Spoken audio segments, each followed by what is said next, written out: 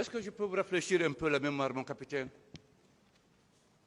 Oui, maître, posez votre question. Merci. Est-ce que vous pouvez nous donner le nom de ces officiers, de ces personnes qui étaient avec vous dans votre bureau, le jour où vous avez appelé Guillaume Choro? Maître, je ne voudrais pas qu'on essaye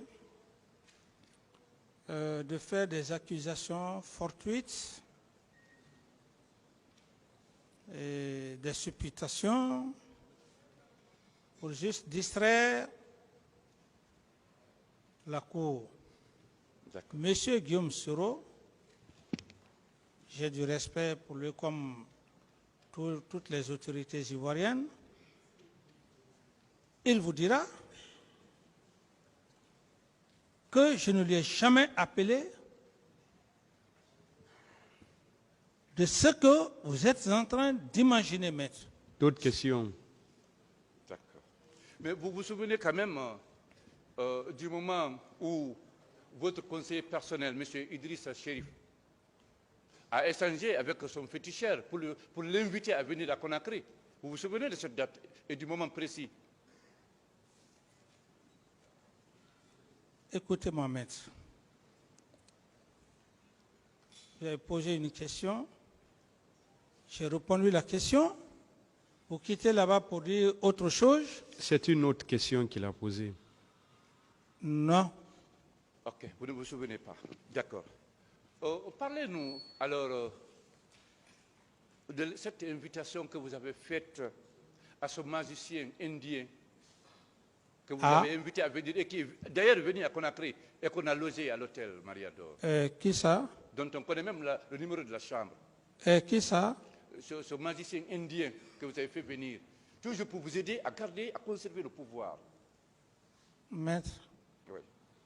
j'estime que si vous n'avez pas des preuves à date d'exhiber au parquet, ne faites pas des imaginations parce que votre métier, c'est un métier noble. Et quand vous parlez de magicien, est-ce que c'est un magicien qui m'a donné le pouvoir?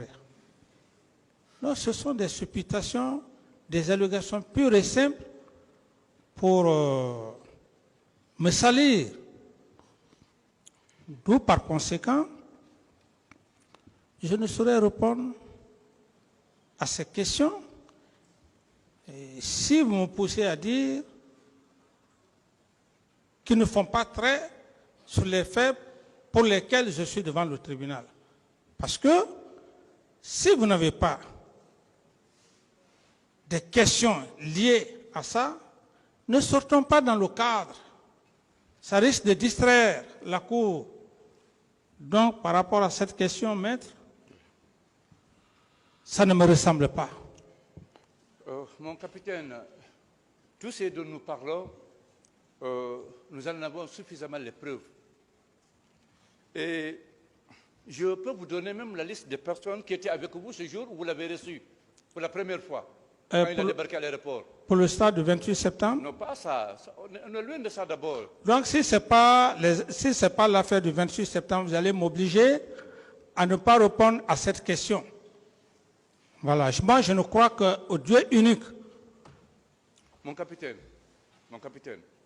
Je dis que je ne réponds pas si c'est la même question. Maître, posez la question, s'il vous plaît. Merci. Alors, ce jour, dans votre bureau, il y avait M. Zano Destin, il y avait Begré, il y avait Sankara, il y avait Lieutenant Fourmi, il y avait Makambo, il y avait Mamoudou Guilavogui, et il y avait même l'adjoint du général Baldé, n'est-ce pas? Lié au fait du 28 septembre? Oui, mais tout est lié. Non, si... S'il vous plaît, c'est par rapport à quoi, maître? Le fait dont je veux qu'on parle, Monsieur le Président, c'est le fait qu'ils ont amené les événements du 28 septembre. Quel fait? Le fait de faire venir des féticheurs, de magiciens, pour l'aider à conserver le pouvoir. ces magiciens et ces féticheurs, Est-ce que vous vous souvenez que ce jour, le jour, d'après lui, le jour où vous avez reçu Monsieur le Président... le magicien, que vous étiez avec les personnes dont il vient de citer les noms? Non, Monsieur le Président, ce sont des façons pour m'énerver ou troubler votre audience, mais je ne répondrai pas à ces questions. D'autres questions? d'accord, d'accord. Oh, mon capitaine, Oui, maître. quand ce magicien indien, vous lui avez demandé qu'est-ce qu'il faut pour garder le pouvoir, pour vous présenter aux élections et pour rester demeurer président, vous vous souvenez de la réponse qu'il vous a donnée? Que vous ne pouvez pas vous présenter et vous serez déconseillé par Général Konaté, par d'autres personnes de votre entourage. Et ces personnes-là, il les a fait même sortir sur le miroir. Vous vous souvenez, vous vous rappelez? Vous savez, maître, en matière de droit pénal, c'est ce qu'on appelle un harcèlement. Un harcèlement. Est-ce que, M. Camara, Vous marcelez. s'il vous plaît, Vous marcelez. s'il vous Je plaît, dis que par rapport au problème d'Indien que vous parliez, ça ne me ressemble pas. Ce sont des allégations pures et simples pour tromper la vigilance, extraire l'esprit des faits pour lesquels je suis là. Je ne réponds pas à cette question. vous devez vous calmer et répondre aux questions. Ce n'est nullement un harcèlement, M. Camara. Répondez aux questions, s'il vous plaît. Mais cette question n'a pas de réponse. Très bien. Mais quand même, est-ce que vous confirmez que finalement vous n'êtes pas entendu avec ce magicien indien? Parce que lui, il vous a dit que vous ne pouvez pas vous présenter et si vous le faites, vous n'allez pas passer. Parce que lui, il vous a dit que vous ne pouvez pas vous présenter et que si vous le faites, vous n'allez pas passer. Directement, il y a M. Gono Sangaré vous a demandé, alors après vous, qui va venir? Il vous a montré dans le bureau le président Alpha Condé, n'est-ce pas? C'est vrai, non? Mais c'est de l'utopie. Non, ce n'est pas l'utopie, c'est une réalité. Est-ce que c'est vrai? Voilà. C'est faux, c'est de D'autres l'utopie. questions? C'est faux, de l'utopie pure et simple, des allégations. D'autres questions, contre-vérité. s'il vous plaît? Très bien. C'est là où l'idée d'abattre Alpha Condé est partie. Parce qu'il fallait à tout prix l'éliminer. Mais pour l'occasion, il fallait attendre les événements du 28 septembre, n'est-ce pas? Non. Très bien. Dites-moi, par contre, lui, il vous a dit la vérité. Mais votre conseiller personnel, Idriss Chérif, lui, il vous dit qu'il va vous faire venir les féticheurs de Guillaume Soro, de la Côte d'Ivoire, là où il y a eu plus de 3000 morts. Que lui, il est capable de vous faire éliminer toutes les personnes obstacles pour conserver le pouvoir. Pourquoi vous les avez écoutés? Pourquoi vous avez accepté leur sacrifice? Parce qu'on se rappelle, nous, les Guinéens, on a abattu des bœufs dans tous les carrefours à Conakry pendant votre régime. La question, maître, vous faites trop de commentaires autour de la Première question, mon capitaine. Rappelez-vous avoir fait immoler des bœufs dans tous les carrefours de Conakry pendant votre règne, vous vous rappelez? Ça n'engage que vous, maître. Ah non, les Guinéens le savent. Oui, les Guinéens le savent. Les Guinéens savent qui est M. Camara. C'est ça. Qui est M. Camara? C'est les Guinéens qui savent. En exécutant les sacrifices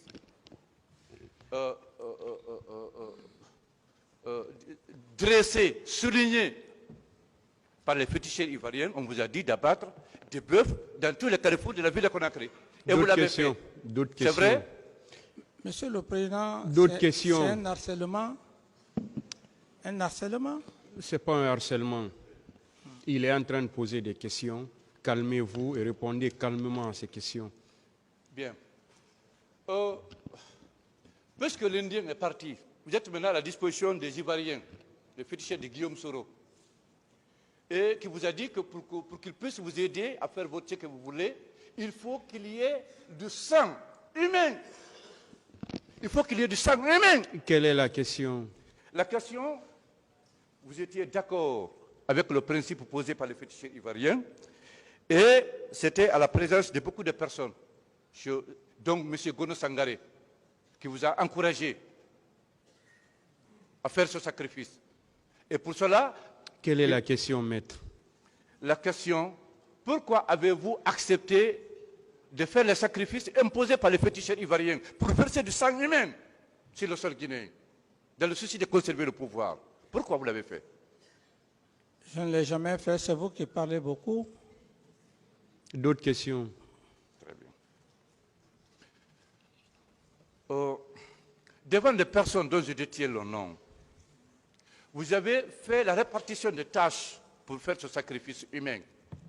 Vous avez désigné des personnes pour aller faire le massacre. Et vous avez désigné d'autres personnes qui devraient porter cette responsabilité d'un Toumba. Est-ce que vous pouvez nous donner le nom de ces personnes? Je dis simplement, Monsieur le Président, c'est quand je dis que c'est une stratégie de me pousser à réagir, mais je ne répondrai pas à cet avocat parce que la déontologie même lui manque, puisqu'il fait des suppositions. Parce que quand on est dans le droit pénal, moi je n'ai pas besoin de vous l'apprendre.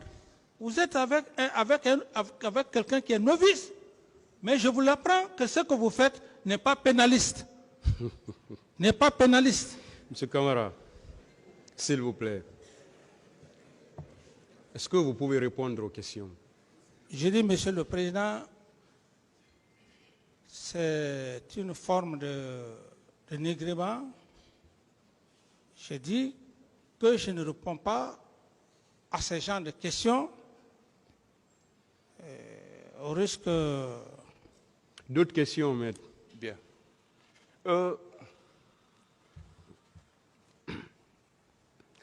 Est-ce que vous pouvez nous dire la raison, le motif essentiel qui fait que ce magicien indien est parti? Vous avez laissé ici, il est parti.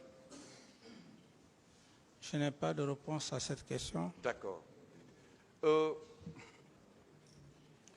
Qui l'avait réceptionné à l'aéroport? Je ne sais pas. Très bien. Très bien. Très bien. Ok. Est-ce que vous pouvez nous donner le nom de ce chauffeur de ce caterpillar qui est allé creuser la tombe, là où on a enfoui les corps des victimes? Ce n'est pas vrai ce que vous dites. D'accord. D'accord. À qui vous avez demandé d'appeler M. KPC pour vous prêter les camions, pour ramasser les corps? Parce que c'est quelqu'un qui l'a appelé et vous le connaissez. Oui, mais je pense que vous êtes mieux placé parce que vous avez le souci afin que la vérité triomphe. Monsieur KPC, il est encore vivant. Alors, allez former un groupe, allez le voir, de dire si pendant que j'étais aux affaires, si un seul jour, j'ai appelé M. KPC pour lui dire quoi que ce soit. Mais quand même, vous vous souvenez de cette matinée à laquelle ce magicien est venu vous trouver